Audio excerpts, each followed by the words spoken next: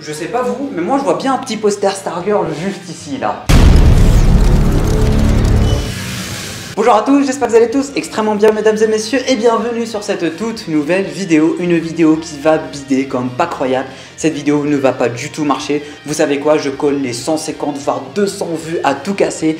Mais je m'en fous, mais je m'en balance mesdames et messieurs pour la simple et bonne raison que j'adore cette série. Cette série je l'adore, je l'idolâtrise. C'est une série incroyable, il y a des personnages incroyables, des intrigues incroyables. Je pense que c'est limite la seule, voire une des seules séries que je n'ai jamais critiqué, auquel je n'ai jamais, je dis bien jamais, trouvé un seul point négatif ou un seul point faible. Et oui mesdames et messieurs, aujourd'hui on se retrouve pour parler de Stargirl. Ça va pas marcher mais on s'en fout. Vous êtes à peu près une centaine voire une 200aine, je sais que ça se dit pas mais à peu près c'est ça. On est vraiment très peu à regarder cette série qui est juste incroyable. Je fais cette vidéo pour vous, pour moi, mais surtout pour me lâcher et dire ce que je pense de la série et vider ma hype concernant la série parce que c'est incroyable, parce qu'il y a vraiment des choses incroyables qui se passent durant la série et elle doit vraiment avoir la visibilité qu'elle mérite. Oh le bouton. Bref, Stargirl est enfin de retour quasiment un an après si je dis pas de bêtises. Et la qualité est toujours aussi présente, l'ambiance de la série est toujours présente. Un début de saison 3 majestueux mesdames et messieurs. L'épisode commence directement avec une musique incroyable, une cinématographie incroyable et une façon de filmer incroyable. C'était tellement fluide, c'était tellement beau. Et ça met directement en place les événements tels qu'on les avait laissés avec la saison 2, c'est-à-dire les familles qui sont en train de s'installer, les relations qui sont en train de s'installer, le quotidien de chaque personne en général. On avait Beth avec ses parents, on avait Hourman qui était en train d'essayer de retrouver Solomon Grundy. Bref, chacun qui avait tout simplement son nouveau quotidien qui se mettait en place. D'un côté aussi, on avait Courtney qui avait rencontré Starman qui est de retour d'entre les morts.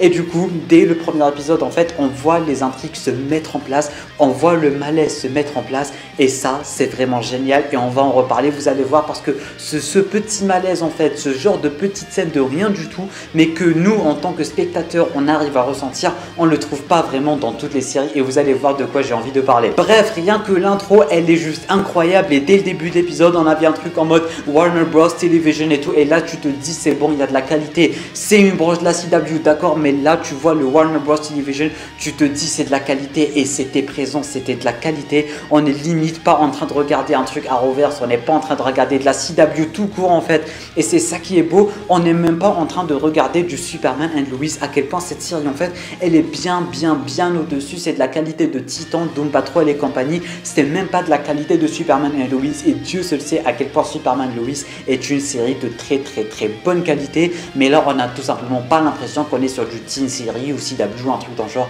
et ça c'est vraiment bien ramené et je vous aime la CW pour avoir laissé cette petite touche de la série dont on avait vraiment peur lors du rachat de la CW par la série, du moins lors du rachat de la série par la CW en général. Bref, l'intro incroyable, la musique incroyable, le petit voisinage, chaque famille qui va remettre ses pendules à l'heure et tout, c'était aussi incroyable. Alors dites-le moi en bas dans les commentaires, dites-moi si je suis le seul qui trouve ça bizarre, mais Pat avec la barbe. Mais Pat avec la barbe, on dirait Namiad avec la barbe, je rigole même pas. En plus je trouve que l'acteur il est devenu un peu plus mince qu'avant, mais je vais pas vous mentir, j'arrive pas à me faire au nouveau look de Pat. Déjà il a presque pas de cheveux et il a beaucoup de barbe et il a une grosse moustache, j'arrive pas du tout à me faire à son nouveau visuel, c'est juste incroyable. En parlant de style vestimentaire, de visuel, etc. Les gars, Courtney, le style vestimentaire de Courtney, les outfits de Courtney, elle sait tellement bien s'habiller, c'est incroyable. Elle a un peu son style vestimentaire à elle-même en fait. Elle a sa petite touche à elle-même et ça lui va tellement bien. C'est incroyable. Je veux une femme comme Courtney. Je veux rien savoir, je veux une femme comme Courtney. Elle est incroyable, elle sait s'habiller, elle est belle, elle est BG. Ça m'a fait un plaisir fou et monstre de revoir ma femme, mesdames et messieurs. Yolanda, n'en parlons pas. Bon, Yolanda, elle est BG, elle est belle et tout. Oui, je suis potentiellement en train de sortir du sujet de la vidéo pour parler des outfits des personnages et de leur beauté. C'est ma vidéo, je fais ce que je veux. Yolanda, elle est BG, elle est belle, elle est superbe, c'est ma femme. Mais j'aime pas quand elle fait des tresses en fait. Et d'ailleurs les mecs, dites-le moi en bas dans les commentaires, mais on est d'accord qu'une femme est beaucoup plus belle quand elle n'a pas les cheveux attachés. Que ça soit avec les doubles queues de cheval à la Yolanda, je trouve ça tellement moche, ou tout simplement une queue de cheval. Elles sont tellement plus belles avec les cheveux attachés. Du coup les filles, prenez ça en conseil de Lamia, tu vois, si tu veux être un peu plus belle, lâche tes cheveux. Enfin, oh ça fait bizarre. Bref, on ferme cette petite parenthèse. Courtney, elle est géniale. Yolanda, elle est géniale, mais j'aime pas ses traits, ses coupes de cheveux. Bref, vous voyez ce que je veux dire. Et maintenant, on continue à entrer dans le vif du sujet. Les intrigues qui commencent à se mettre en place petit à petit. Et là, directement, dès le début de l'épisode, on a une intrigue qu'on va venir à des kilomètres. La fameuse intrigue entre Starman, Courtney ainsi que le Sept en général. Parce que oui, on le voyait venir et on voyait le malaise venir dans le sens où Starman, il était de retour pour retrouver son sceptre tout simplement. Et là, il voit que le sceptre a rechoisi Courtney et du coup, il pouvait plus trop lui enlever le sceptre parce qu'il était maintenant à Courtney. C'est une adolescente, le mec, il était censé être mort. Et là, du jour au lendemain, il revient, il lui prend le sceptre, tout est bien qui finit bien. Et sa carrière de Stargirl est terminée. Et du coup, on voyait le malaise venir à des kilomètres. Et juste dans la fameuse scène où il voulait aller voler avec Pat et tout, on voyait à quel point c'était malaisant et à quel point même Pat, il avait remarqué qu'il devait pas forcément utiliser le sceptre en fait. Et là, il lui a dit ah oui, tu vas aller chercher le sceptre. Et là, il est parti chercher le sceptre. Ils ont volé, ils ont bien kiffé et tout. Et là, à leur retour, il y avait directement la mère de Courtney qui lui a dit tu as pris le sceptre, tu vois. Il y avait les trois qui les attendaient au bout de la porte en mode pourquoi tu as pris le sceptre et tout.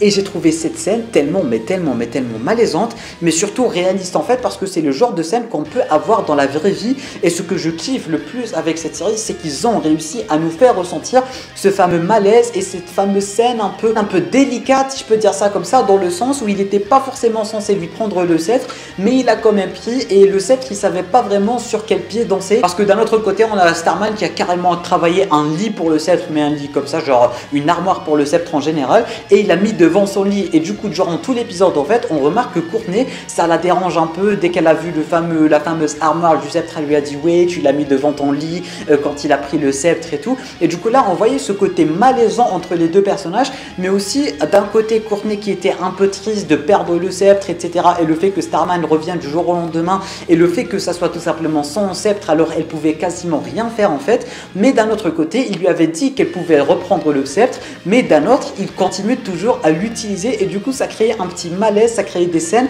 super touchantes d'un côté, parce que oui, Starman d'un côté il se sentait coupable et tout, il a été recueilli par la famille de Courtney, et là il se sentait un peu comme exclu, il n'avait pas de but dans la vie, il n'avait plus rien, il n'a pas de famille, il n'a rien du tout, et juste la seule chose qu'il avait, il sentait un peu qu'il était en train de foutre de la merde dans la famille de Courtney. Et ça c'était tellement bien ramené, c'est incroyable, c'est tellement bien ramené. À chaque fois qu'on a une scène de Courtney ainsi que Starman et le sceptre et ce petit délire avec le sceptre en général, c'est tellement bien ramené et on le ressent en tant que spectateur, et ça c'est beau, tu vois. C'est le genre de choses qui peut arriver dans notre vie IRL, ça peut arriver du jour au lendemain, ce genre de scène, ce genre de malaise, ce genre d'incompréhension, si je peux dire ça comme ça. Et waouh, franchement waouh. Bon, à la fin ça s'est réglé, ils ont trouvé un terrain d'entente. Quand elle est en cours, il peut être Starman, quand elle termine les cours, elle peut être Stargirl, il va l'entraîner, mais quelque chose me dit qu'il va crever à la fin de la saison, après lui avoir tout appris et tout. Je pense qu'il y aura un délire père-fille, un truc dans le genre, mais vous avez compris un peu le délire. Il y a aussi une deuxième intrigue qui est en train de se mettre en place, la fameuse intrigue ISA ainsi que GSA en général, dans le sens où Courtney en fait, elle n'arrête pas de donner des secondes chances aux gens. Elle a donné une seconde chance à Cindy, elle a donné une seconde chance à The Shade, elle a donné une seconde chance à son voisinage, les parents de Tiger, etc., etc. Bref, vous voyez un peu ce que je veux dire. Et du coup, il y a conflit d'intérêts dans la GSA en général, parce que dans un sens, on a Yolanda ainsi que Hourman qui ne sont pas vraiment chauds de voir Cindy intégrer la JSA, mais Cindy, les gars, Cindy, même moi j'étais pas chaud de la voir intégrer la GSA, mais on voit que le personnage il évolue, mais genre il évolue à un niveau pas croyable, et ce n'est pas comme si elle faisait genre uniquement devant la GSA, non, elle ne fait pas genre, parce qu'on avait une scène où elle voulait tout simplement aider une chère grand-mère qui arrivait pas à porter son sac tout simplement, et on nous l'a montré sur écran, dans le sens où il veut nous montrer, nous en tant que spectateurs, que Cindy elle a évolué et qu'elle n'est pas en train de faire genre avec la GSA et tout, et je trouve vraiment ça super symbolique. Elle veut devenir quelqu'un de bien, elle veut changer, et ça aussi c'est vraiment super cool. Mais d'un côté on a Yolanda et Hourman qui ne sont pas forcément chauds d'avoir Cindy ainsi que les autres méchants de la ISA les rejoindre dans la GSA en général. On a quasiment la même intrigue avec la famille de Tiger, de Sportsmaster et compagnie. Alors je ne vais pas vous le cacher que leur fille Artemis, je m'en fous éperdument, je veux absolument pas qu'elle arrive dans la GSA, et j'ai l'impression que ça va vraiment jongler sur trois intrigues globales. D'un côté on aura The Gambler qui a une intrigue vraiment très importante, et ça on l'a vu dès le début de l'épisode, ils ont vraiment focalisé la caméra sur le personnage. D'un autre côté on aura une intrigue Starman, Stargirl, le sceptre et compagnie, et d'un autre côté on aura tout simplement la GSA, la ISA, des conflits d'intérêts, quelques membres qui veulent pas, d'autres membres, Courtney qui va être divisé entre la GSA, la ISA, etc. et ça annonce du très très lourd en tant qu'intrigue en fait, ça annonce vraiment du très très lourd. En ce qui concerne The Gambler, c'est un peu comme Cindy en fait, dans le sens où lui aussi on va le croire parce qu'il nous a montré sur écran que lui aussi il n'est pas en train de mentir. Parce que d'un autre côté, s'il voulait que les spectateurs soient un peu mitigés dans le sens où est-ce qu'il est vraiment là, est-ce qu'il est vraiment devenu gentil ou est-ce qu'il est en train de se foutre de la GSA, là non, avec Cindy, avec The Gambler, ils nous ont directement montré des scènes en fait qui vont nous montrer qu'ils ont réellement changé. D'un côté on avait Cindy qui allait aider la vieille dame et tout, et d'un côté on a tout simplement The Gambler qui est réellement en train de chercher sa fille, il lui a vraiment écrit une lettre, etc., etc., et ça se voit que le mec il est honnête en fait et qu'il veut vraiment et réellement changer. Mais bien évidemment quasiment toute la GSA ne le croit pas, ainsi que The Shade en général ne le croit pas. Mais en parlant de The Shade, ça fait tellement plaisir de le revoir les gars, c'est incroyable. Je sais pas vous, mais personnellement je l'adore, je sais pas pourquoi je l'adore, mais le mec il a brillé à un niveau pas croyable durant la deuxième saison. Il est badass, il est charismatique, il a un accent anglais incroyable, il a son délire avec le thé, il est imposant, il est stylé, j'adore ce personnage. Il m'avait fait de la peine, j'avais quasiment pleuré pour lui lors de la précédente saison, et là juste le fait de le revoir, ça fait tellement plaisir. Je pense que c'est limite une des meilleures décisions qu'ils aient prises avec cette saison 3, c'est de ramener The Shade. Le retour de The Shade, c'est juste incroyable. En ce qui concerne le grand Big Bad de la série, le grand Big Bad de la saison en général, pour l'instant on n'en sait pas forcément grand chose, et là pour le coup je suis archi content parce que voilà, on le sait, l'acide Abdul, les fluides de tournage, etc., etc. Mais là pour le coup on sait quasiment que dalle, on peut juste théoriser, on peut que spéculer, je pense, spéculos. Bref, tout ce que je peux vous dire en ce qui concerne le méchant, c'est qu'il espionne des gens. Parce qu'on a eu deux scènes en fait, on se rendait compte qu'il était en train d'espionner les gens, mais plus précisément les gens influents de Blue Valley, c'est-à-dire toute la GSA, toute la ASA, c'est-à-dire The Shade, The Gambler, etc., etc. Mais pour le coup, on ne sait pas qui c'est, on ne sait pas qu'est-ce qui est en train de se passer. Peut-être j'ai vraiment une intuition que ça a un petit délire avec Dr Midnighter et tout, mais je ne sais pas vraiment si c'est vraiment le cas. J'ai l'impression que c'est un peu le délire avec les lunettes et tout. Mais pour l'instant on ne sait vraiment pas comment c'est en train de se passer. Et du coup on a The Gambler qui s'est rendu compte qu'il y a bel et bien quelqu'un qui est en train d'espionner tout le monde quand il était en train de chercher sa fille.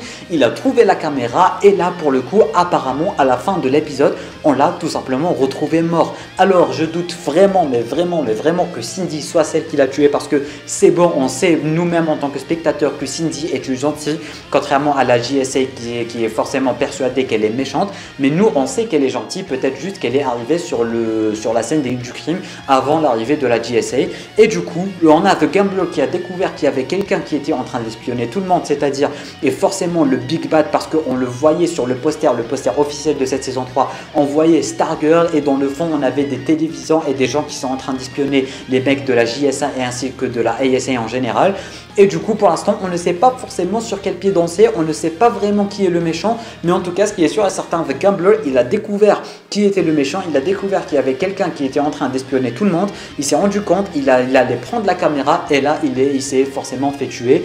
Ou pas, parce que apparemment le mec il a vraiment une intrigue à proposer, sauf si ça a tout simplement un rapport avec la lettre, et du coup après la mort ils vont retrouver sa fille, lui donner une lettre, ou si c'est sa fille qui est en train de les espionner. Bref, j'ai l'impression que The Gambler aura encore un rôle à jouer, que ça soit mort ou vivant ou tout simplement des répercussions, mais c'est le seul mec qui a tout simplement un rapport avec l'informatique et tout.